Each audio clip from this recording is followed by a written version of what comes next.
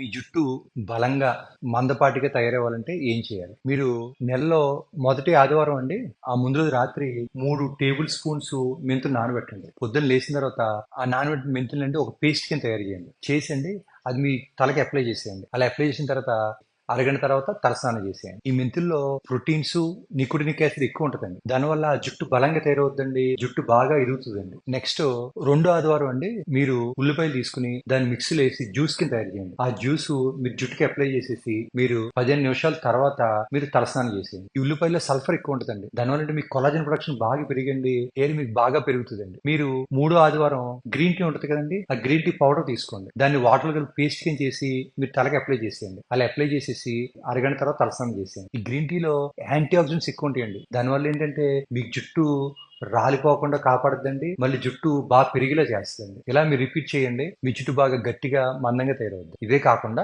మీరు balance diet తినాలండి. అన్ని రంగురంగుల కూరగాయలు, రంగురంగుల ఫ్రూట్స్ తినాలి. రోజుకి అట్లీస్ట్ 8 గ్లాసులు నీళ్ళు తాగాలి. Powerful shampoos, powerful hair conditioners వాడకూడదు. హీట్ స్టైలింగ్ చేయకూడదండి. జుట్టుకి ఎక్కువ వేడి పెట్టకూడదు. జుట్టుకి కెమికల్ ట్రీట్మెంట్ చేయించకూడదండి. కలరింగ్, ఫెర్మింగ్, రిలాక్సింగ్ ఇవన్నీ ఏంటంటే మీ జుట్టుని డ్యామేజ్ చేస్తాయండి. మీ హెయిర్ స్టైల్ కూడా లూజ్ గా ఉండాలండి. టైట్ హెయిర్ స్టైల్స్ వాడద్దు. మీ స్ట్రెస్ తగ్గించుకోండి. కొన్ని జుట్టు ఊడిపోయే జబ్బులు ఉంటాయండి. థైరాయిడ్, ఎనీమియా, అలోపేషియా ఇవన్నీ కూడా ట్రీట్మెంట్ చేయించుకోవాలి. మరింత సమాచారం కోసం కింద కామెంట్ సెక్షన్ లింక్ చూడండి.